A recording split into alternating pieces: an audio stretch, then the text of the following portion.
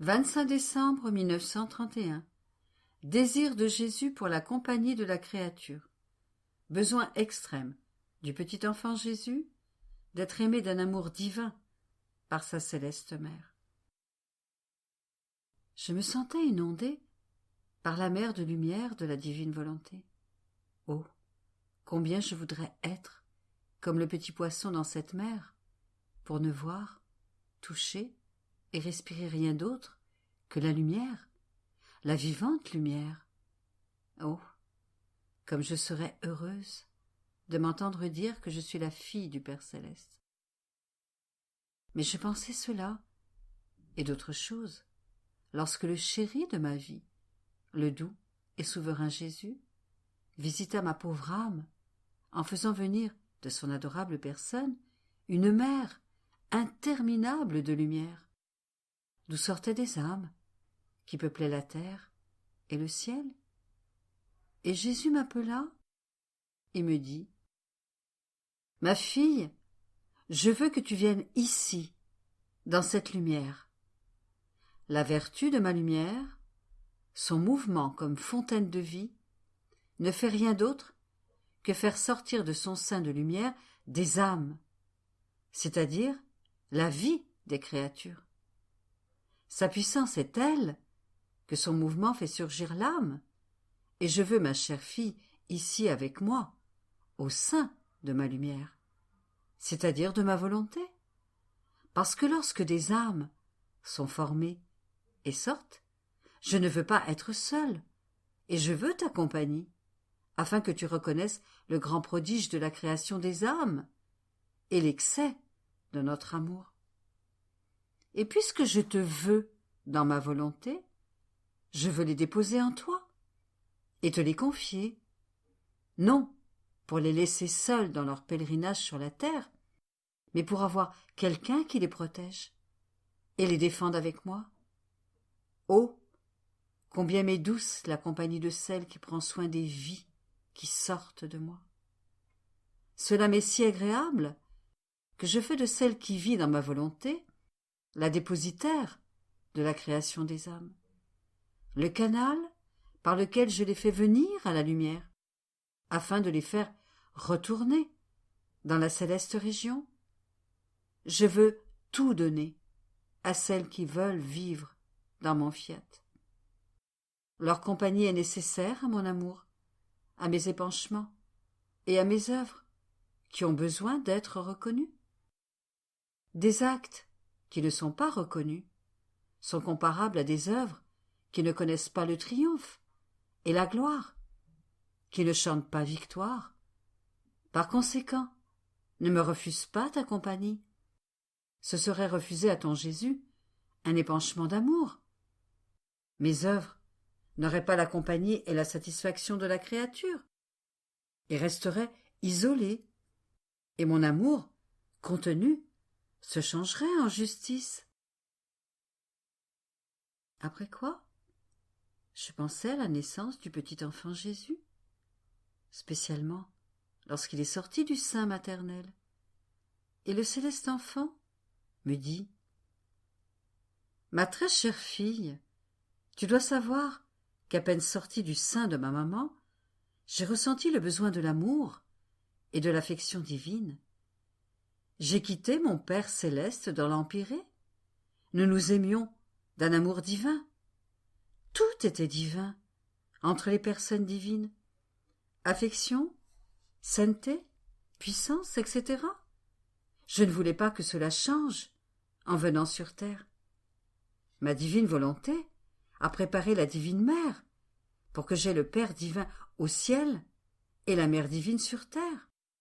Et en sortant du sein maternel, dans le besoin extrême de ces divines affections, je me précipitai dans les bras de ma maman pour recevoir son amour divin comme premier aliment, premier souffle, premier acte de vie pour ma petite humanité.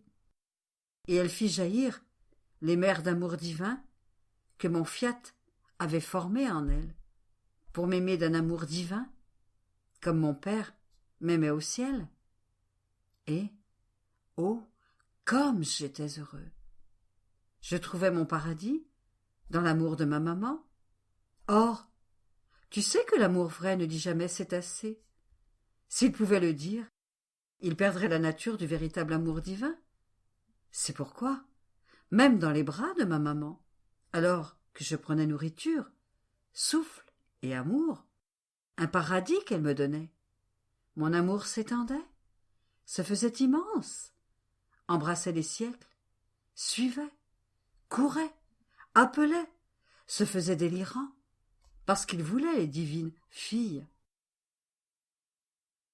Et ma volonté, pour apaiser mon amour, me présenta les divines filles qu'avec le passage des siècles, il aurait formées pour moi, et je les regardais, les embrassais, les aimais, et recevais le souffle de leurs divines affections. Et je vis que la divine reine ne resterait pas seule, mais qu'elle aurait les générations de nos divines filles. Ma volonté sait comment faire le changement et donner la transformation, et comment former la noble greffe de l'humain en divin. Par conséquent, lorsque je te vois travailler en elle, je me sens donner et répéter le paradis que ma maman me donnait, lorsqu'elle reçut dans ses bras le petit enfant que j'étais. C'est pourquoi celle qui fait ma volonté et vit en elle, fait se lever et forme la douce et belle espérance que ce royaume viendra sur la terre. Et je me sens heureux dans le paradis de la créature que mon fiat a formé en elle. Et tandis que mon esprit continuait à penser à ce que Jésus m'avait dit, et avec un amour très tendre et très intense, il ajouta: Ma bonne fille, notre amour court continuellement vers la créature. Notre mouvement amoureux ne cesse jamais de courir dans le battement du cœur, dans les pensées de l'esprit, dans le souffle des poumons, dans le sang qui circule. Il court et court toujours pour raviver avec notre note et notre mouvement d'amour le cœur, la pensée et le souffle. Et il veut la rencontre de l'amour palpitant avec le souffle amoureux, avec la pensée qui reçoit et nous donne l'amour. Et alors que notre amour court avec une inimitable rapidité, l'amour de la créature ne fait pas la rencontre d'une autre. Il reste derrière et ne suit pas la course de notre amour qui court sans jamais s'arrêter. Et comme il ne nous voit pas, il ne nous suit même pas, alors que nous continuons à tourner dans le battement de son cœur, dans le souffle et dans l'être tout entier de la créature. Et dans notre délire, nous nous exclamons: notre amour n'est ni connu, ni reçu, ni aimé par la créature. Et si elle le reçoit, c'est sans le connaître. Oh, comme il est dur d'aimer et de ne pas être aimé. Et pourtant, si notre amour devait cesser de courir, leur vie s'arrêterait à l'instant. Ce serait comme une horloge. S'il y a le cordon, elle fait entendre son tic-tac et indique admirablement les heures et les minutes, et elle sert à maintenir l'ordre du jour et l'ordre public. Si le cordon cesse de remonter l'horloge, on n'entend plus le tic-tac. Il s'arrête et reste sans vie. Et il peut y avoir beaucoup de désordre, parce que l'horloge ne marche plus. Le cordon de la créature est mon amour qui court, tel un cordon céleste. Et alors, le cœur bat, le sang circule, et il forme le souffle. On peut appeler cela les heures, les minutes et les instants de l'horloge de la vie de la créature. Et l'on voit que si je ne fais pas courir le cordon de mon amour, les créatures ne peuvent pas vivre. Et pourtant, je ne suis pas aimée. Mon amour continue sa course, mais dans un amour douloureux et délirant. nous enlèvera cette souffrance? Et qui adoucira notre délire d'amour? Celle qui aura pour vie notre divine volonté. C'est sa vie qui formera le cordon dans le cœur, le souffle et la succession de la créature. Elle formera un doux enchantement avec notre amour, et notre cordon et les siens marcheront d'un même pas. Notre tic-tac continuel sera suivi par les siens, et notre amour ne sera plus seul dans sa course, mais il la poursuivra avec la créature. C'est pourquoi je ne veux rien d'autre que ma volonté dans la créature. 3 janvier 1932. Certitude de la venue du royaume de la divine volonté sur la terre. Comment toutes les difficultés vont fondre comme neige sous un soleil ardent. La volonté humaine est une chambre obscure pour la créature. Mon abandon continue dans le divin fiat, mais une pensée m'inquiétait. Comment ce royaume de la divine volonté peut-il jamais venir? Le péché abonde, le mal augmente. Les créatures me semblent peu disposées à recevoir un si grand bien, au point que parmi toutes les bonnes âmes qui peuvent exister, il n'y en a pas une qui veuille réellement se préoccuper de faire connaître la divine volonté. Si Dieu n'opère pas un prodige par son omnipotence, le royaume de la divine volonté pourra rester au ciel. Mais pour la terre, il est inutile d'y penser. Je pensais à cela et à d'autres choses lorsque mon bien-aimé Jésus, en faisant sa visite habituelle à mon âme, me dit « Ma fille, tout est possible pour nous. Les impossibilités, les difficultés, les escarpements infranchissables des créatures fondent devant notre suprême majesté comme neige sous un ardent soleil. Tout est là, si nous le voulons. Tout le reste n'est rien. N'est-ce pas ce qui s'est passé dans la rédemption? Le péché abondait plus que jamais. Il restait à peine un petit cercle de gens qui attendaient avec ferveur le Messie. Et parmi eux, combien d'hypocrisie, combien de péchés de toutes sortes, et même d'idolâtrie. Mais il était décrété que je devais venir sur terre.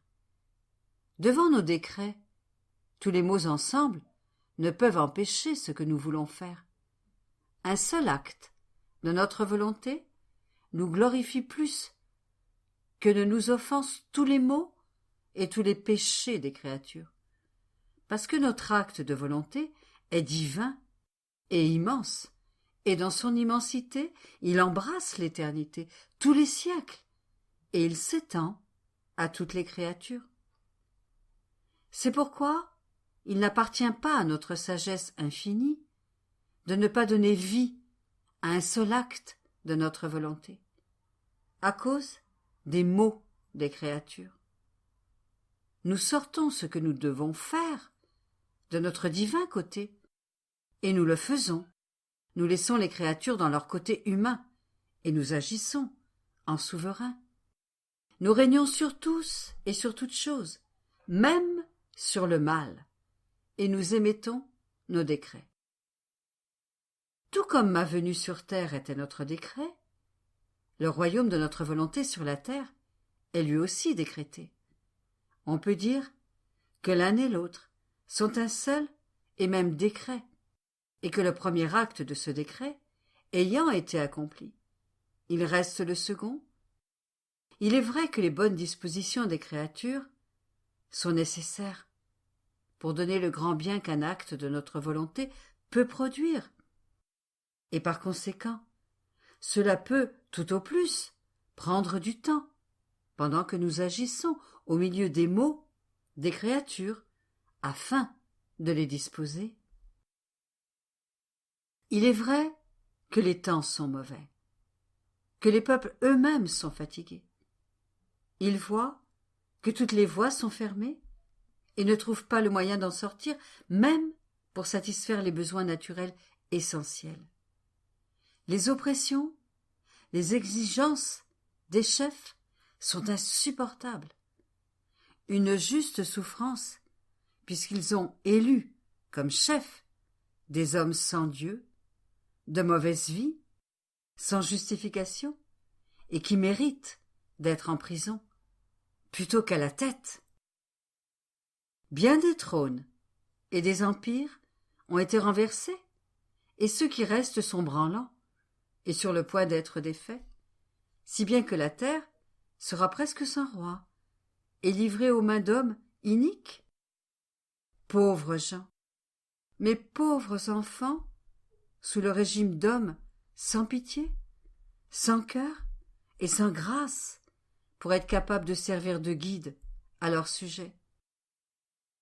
L'époque du peuple juif est déjà en train de se répéter, alors que j'étais sur le point de venir sur terre, et ils étaient sans roi, et sous le règne d'un empire étranger, d'hommes barbares et idolâtres, qui ne connaissaient même pas leur Créateur. Et ce fut pourtant le signe de ma venue, imminente parmi eux. Il y a beaucoup de ressemblances entre cette époque et le temps présent. Avec la disparition de trônes et d'empires, et l'annonce que le royaume de ma divine volonté n'est plus très éloigné. Ayant un royaume pacifique et universel, ils n'auront pas besoin d'un roi qui les domine, et chacun sera son propre roi. Ma volonté sera pour eux loi, guide, soutien, vie et roi absolu de tous et de chacun.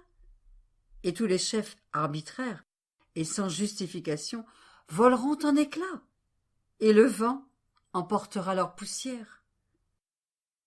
Les nations continueront donc à se battre entre elles, certaines pour faire la guerre, d'autres des révolutions, entre elles et contre mon Église.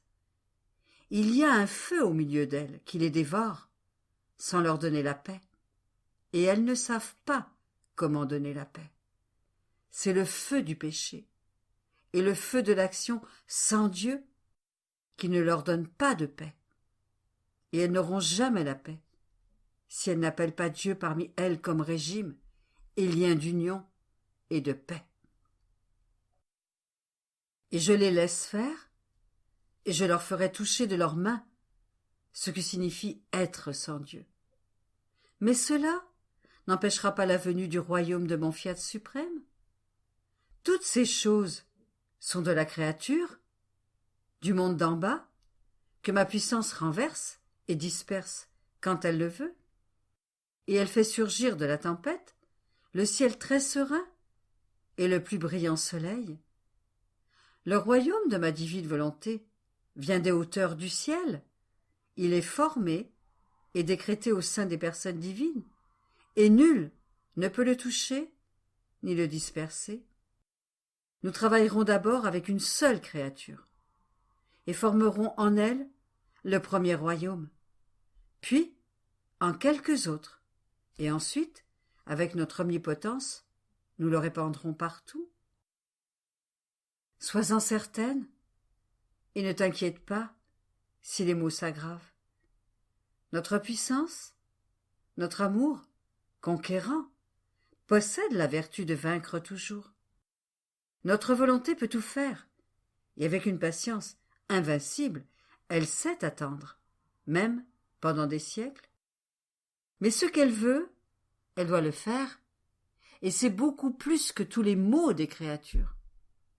Son invincible puissance et sa valeur infinie seront comme des gouttes d'eau, leurs mots comme autant de rien, qui serviront au triomphe de notre amour et à la très grande gloire de notre volonté accomplie.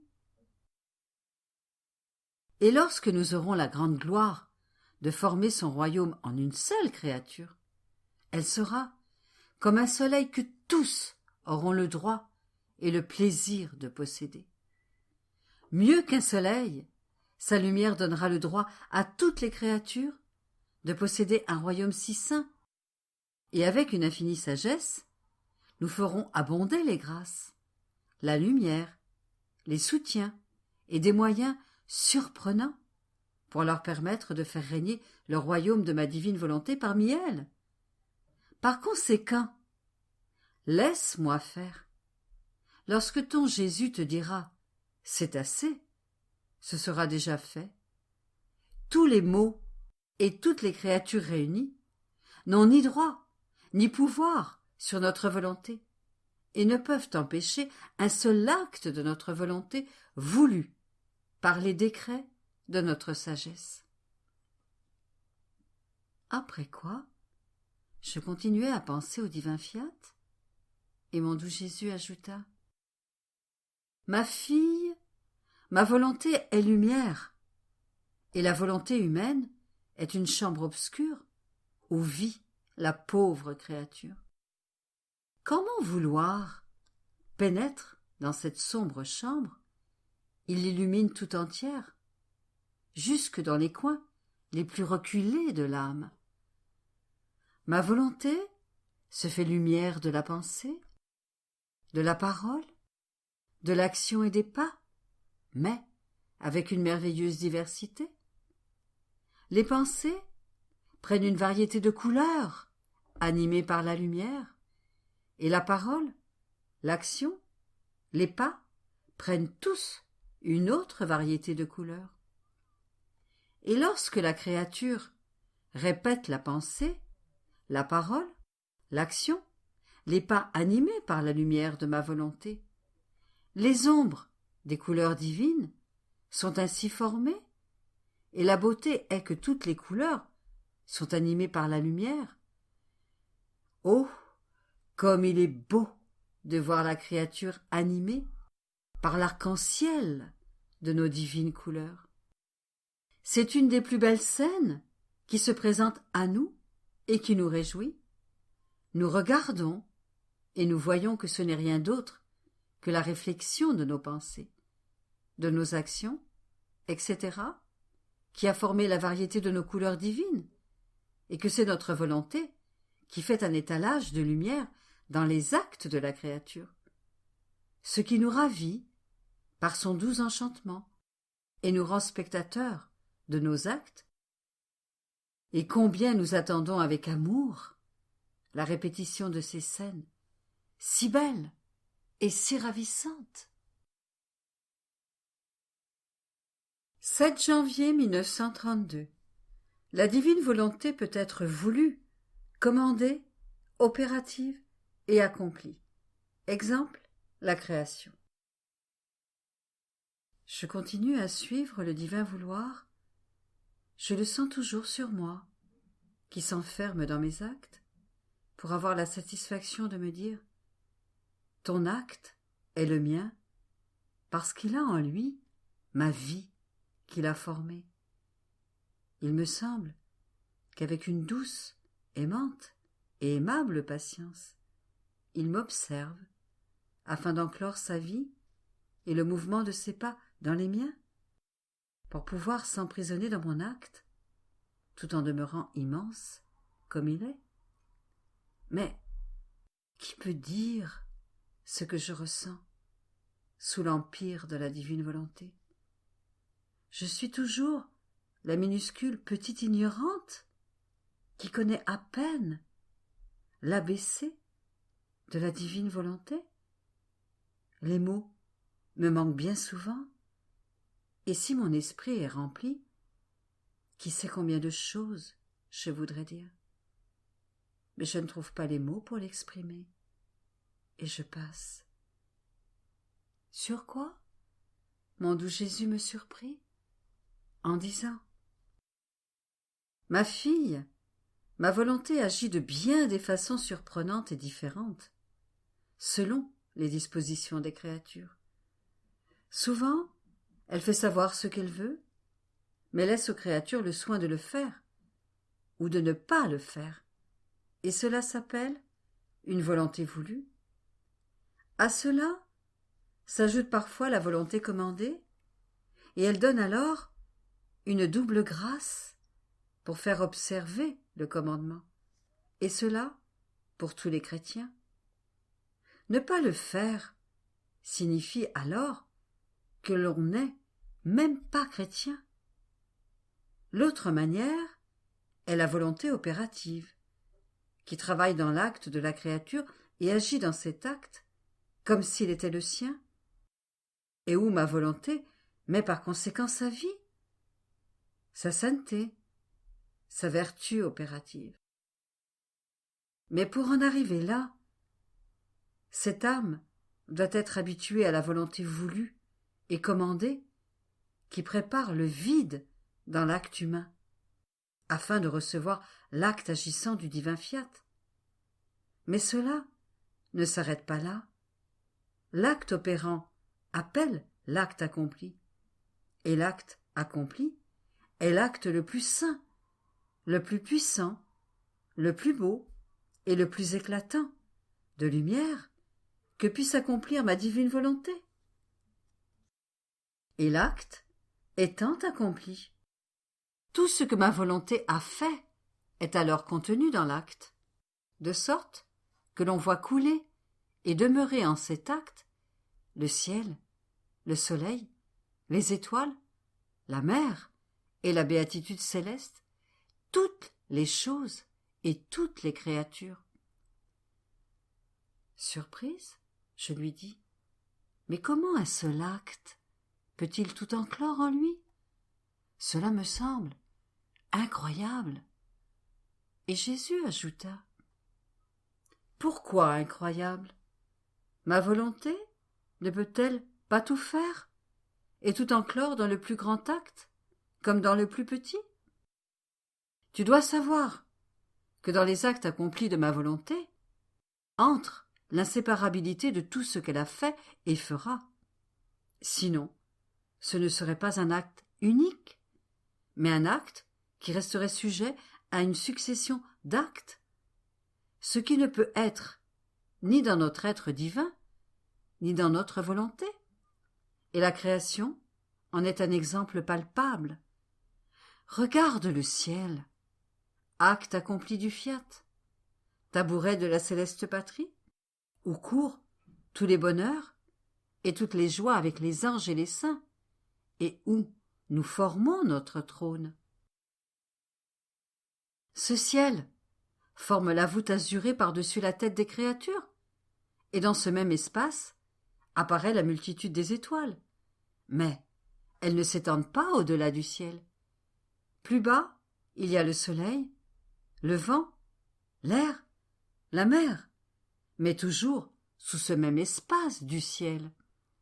Et tandis que chacun accomplit sa tâche, si grande est leur inséparabilité, que dans le même temps et le même lieu, on voit le soleil darder ses rayons de lumière, le vent siffler et lancer ses souffles rafraîchissants.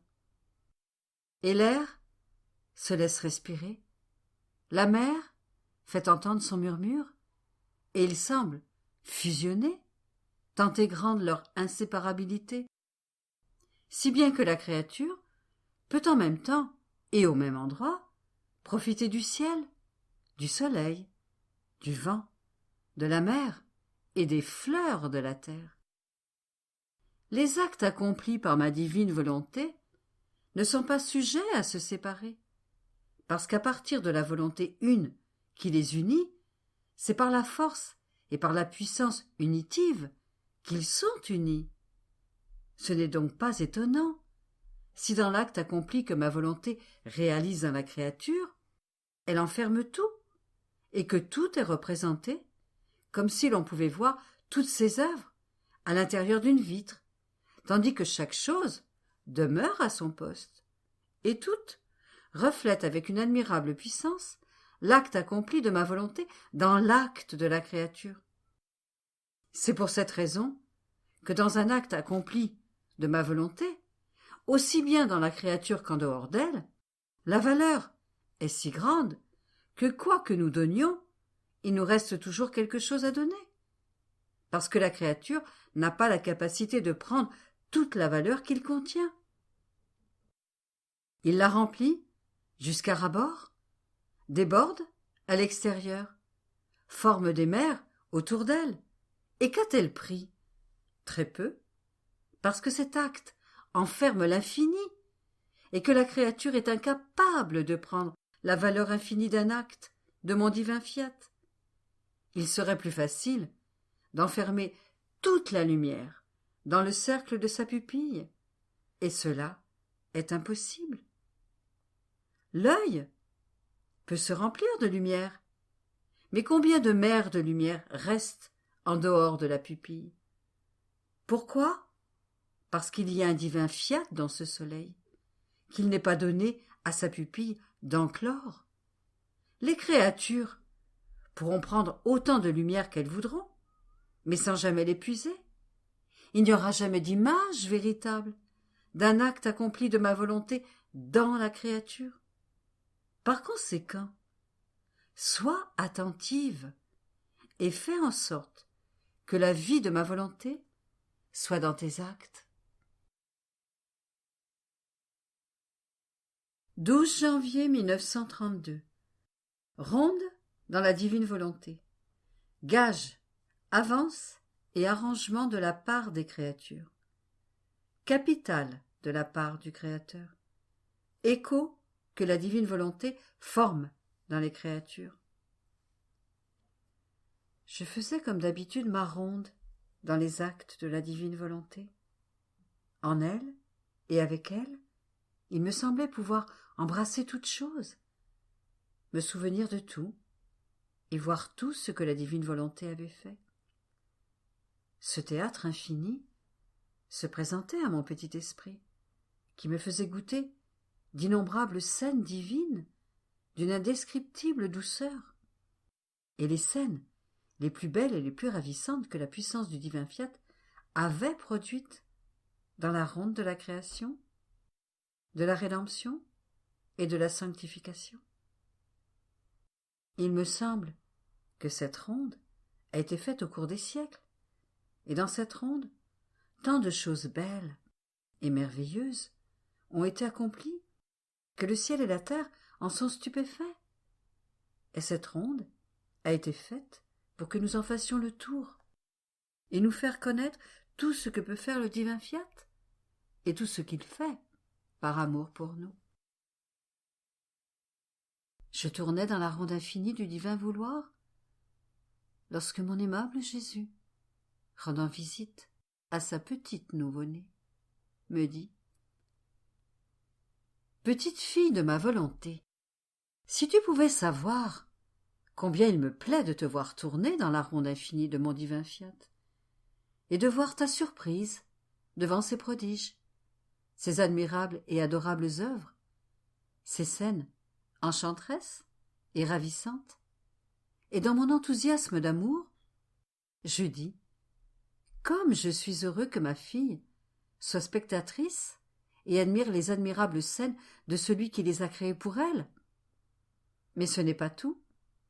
Tu dois savoir que pour acquérir une propriété, il faut qu'il y ait quelqu'un pour l'accorder, pour donner la liberté de la visiter à celle qui va l'acquérir, la conduire presque par la main, pour lui faire voir tous les biens que contient la propriété, les fontaines qu'elle possède, la rareté de ses plantes, la fertilité du sol, et tout cela sert à faire tourner la tête de celle qui devrait l'acquérir. Et pour celle qui devrait l'acquérir, il est nécessaire qu'elle s'attende à ce que la propriété lui soit accordée, qu'elle fasse des arrangements considérables, afin de lier celui qui devrait céder la propriété, pour qu'il ne soit plus capable de se désister. Ainsi, ma bienheureuse fille, comme je veux donner le royaume de ma divine volonté, il est nécessaire que tu fasses ta tournée dans ces divines propriétés. Et je te prends par la main pour te faire voir ces mers interminables, les biens, les prodiges, les merveilles étonnantes, les joies, les bonheurs et toutes les choses d'une valeur infinie qu'il possède, afin que le connaissant, tu l'aimes et en deviennes si amoureux que non seulement tu ne voudrais pas vivre sans lui, mais que tu donnerais ta vie pour acquérir un royaume si saint, si paisible et si beau. Mais ce n'est pas encore assez. Il faut de ta part des gages, des avances et des arrangements. Notre amour et notre bonté sont tels que nous voulons donner notre volonté en propriété à la créature, et nous mettons à sa disposition ce que notre volonté a fait, afin que les créatures puissent l'utiliser comme équivalent de gage et d'arrangement pour recevoir un don si grand. Ainsi, lorsque tu fais ta tournée dans la création, tu regardes le ciel et tu te félicites de voir la belle voûte azurée tapissée d'étoiles, le soleil étincelant de lumière. Tu reconnais et tu sens le fiat palpitant qui a tout créé pour l'amour des créatures. Et avec le petit amour qui sort de ton cœur, tu aimes celui qui t'a tellement aimé. Ton amour est scellé dans les hauteurs du ciel, dans la lumière du soleil, et tu nous donnes le ciel comme gage, les étoiles comme avance, et le soleil comme arrangement, parce que c'est pour toi qu'ils ont été créés. Et c'est donc assez pour que tu possèdes notre volonté comme vie, puisqu'elle est déjà tienne, et qu'elle peut être un arrangement valide pour obtenir son royaume. Ainsi, en faisant ta tournée dans toutes les autres choses créées, tu les reconnais et tu nous aimes. Et toutes les fois que tu répètes tes rondes, tu répètes aussi les gages, tu fais les arrangements, et tu organises et disposes les choses pour donner les grâces et les soutiens, afin de pouvoir donner comme royaume le grand don du fiat voluntas tua sur la terre comme au ciel. Nous savons que la créature n'a rien à nous donner, et notre amour nous impose de donner nos actes comme s'ils étaient les siens, de mettre entre ses mains nos œuvres comme une pièce de monnaie divine, afin qu'elle ait suffisamment de moyens pour marchander avec notre être suprême. Mais si elle n'a rien, elle a son petit amour, sorti d'une autre, dans l'acte de sa création, et elle possède cependant une particule de l'amour infini de Dieu. Et lorsque la créature nous aime, elle dispose l'attitude de l'infini, et nous sentons la force magnétique de la particule de notre amour infini. Cette palpitation d'amour, en elle, qui nous aime, qui l'élève, l'étend au point d'arriver jusqu'à nous et de vouloir entrer dans l'infini d'où elle est sortie. Oh, combien elle nous ravit! Et dans l'enthousiasme de notre amour, nous disons: qui peut résister à la force de notre amour infini qui sort de la créature et nous aime? Donner le ciel et la terre nous semble peu de chose pour la payer de son petit amour, qui, bien que petit, possède la particule de l'infini, et cela nous suffit. Oh, que ce précieux gage d'amour de la créature nous est doux et cher. Et comme il n'est rien dans la ronde des siècles qui n'ait été uni à notre volonté, ta tournée dans la création de l'homme est une visite que tu fais, afin de savoir ce que j'ai accompli, et quelles mers de grâce, de sainteté et d'amour de l'homme ont été mises dans sa création. Et tu aimerais alors faire tien cet amour afin de nous aimer, et tu fais tes arrangements avec nous, avec les actes mêmes par lesquels nous avons créé l'homme. Et lorsque tu fais ta tournée dans la création de la Vierge, dans ses mers de grâce, dans ma venue sur la terre, et dans tout ce que j'ai fait et souffert, tu offres comme arrangement la Reine du ciel, ma vie elle-même et tous mes actes.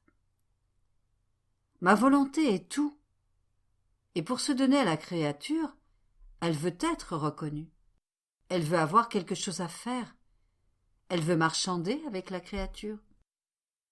Et plus la créature la visite dans ses actes, plus ma volonté y trouve des gages et des arrangements, et elle commence le déboursement de son capital. Toutes les vérités et les connaissances que je t'ai données concernant la divine volonté ne sont-elles pas du capital que j'ai placé dans ton âme? Et ma volonté est si exubérante qu'elle peut remplir le monde tout entier de lumière, d'amour, de sainteté, de grâce et de paix. Et n'est-ce pas après une ronde dans ces actes que je t'attends déjà, avec tout mon amour, pour te donner ces gages et ces avances, que son royaume viendrait sur la terre? Tu as donné tes gages, et mon fiat t'a donné les siens. L'on peut dire que chaque vérité et chaque parole que ma volonté a dite à son sujet étaient des dispositions qu'elle prenait pour former ce royaume, un prélèvement qu'elle demandait pour former son armée, un capital qu'elle déboursait pour la maintenir, des joies et des délices pour attirer les créatures, une force divine pour les conquérir, parce qu'avant d'agir, nous ordonnons toutes choses, et ensuite nous démontrons que nous avons fait connaître les actes que nous avons accomplis. Et comme nous voulons donner ce bien aux créatures, il est nécessaire, juste et raisonnable, de le vouloir avec au moins une créature, afin que de cette créature, il passe à une autre. Nous n'accomplissons pas nos œuvres dans les airs, mais nous voulons un petit monticule où former nos plus grandes œuvres. La Reine du ciel n'était-elle pas notre petit monticule où former notre grande œuvre de la rédemption, qui s'est ensuite étendue à tous et à tous ceux qui la veulent?